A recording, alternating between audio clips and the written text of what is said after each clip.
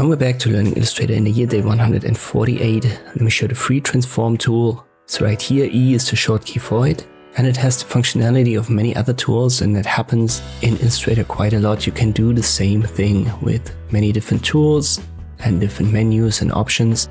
For example, here you can see if I use the selection tool, I can rotate it and transform it. And the free transform does the same. So I can drag these anchor points around and then rotate it. But there's also a constraint option. And this simply locks with an 8, for example, and when you rotate it, it locks it to 45 degrees. So if it's unchecked, you can rotate it freely, and with constraint checked, you can only rotate it in 45-degree increments. Same with the transformation. So without constraint, I can transform it freely, but with constraint, the aspect ratio is kept. So with an 8 are adjusted at the same time.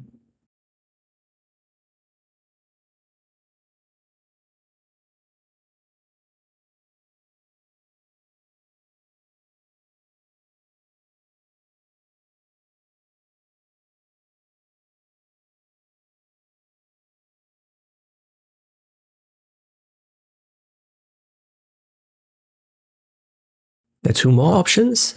So this was just a free transform, but we also have a perspective transform. Let me select the greenish one here, and I activate the perspective transform. And if I drag an anchor point now, you can see it gets mirrored on the other side. This goes for left and right in combination.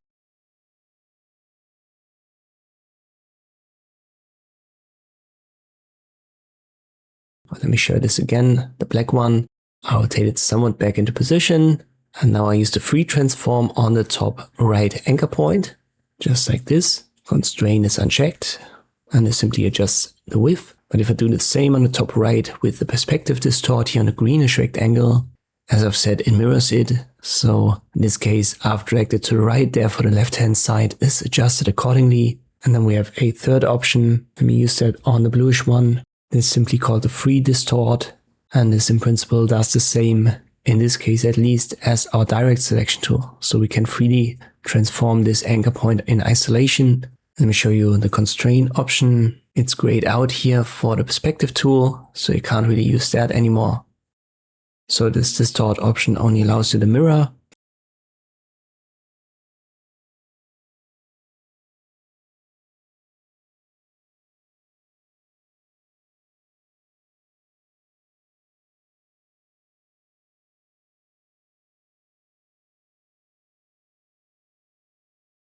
For the third one, the free distort, we have it again.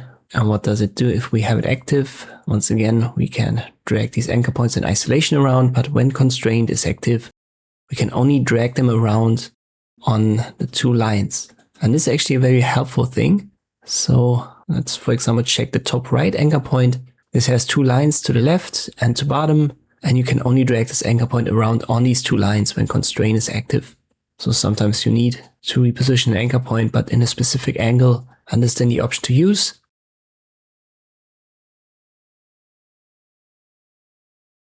For text, it works the same way, at least somewhat. The first option is just a transform, and if you have constraint checked, then it's a scaling option. The other two, they don't work directly, so if you try, nothing is going to happen.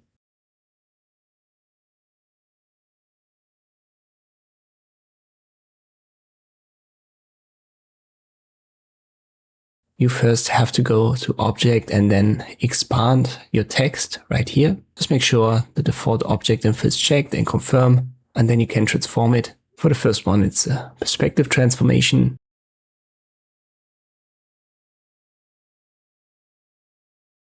But even with the free distort, once again, you have to expand it first. But even with that, it looks like you are repositioning these anchor points and therefore the text in the three axes, X, Y, and Z. And this I can create many of these text transformation effects. As I've said in the beginning, a lot of this stuff can be done with different tools and different menus. That's just the way that it is in Illustrator. Over time, you're going to find the tools and menus and options that you like best, that are easiest to use for you. Maybe the free transform is one of these tools. I hope this video was helpful. Thank you for watching, and I'll see you next time.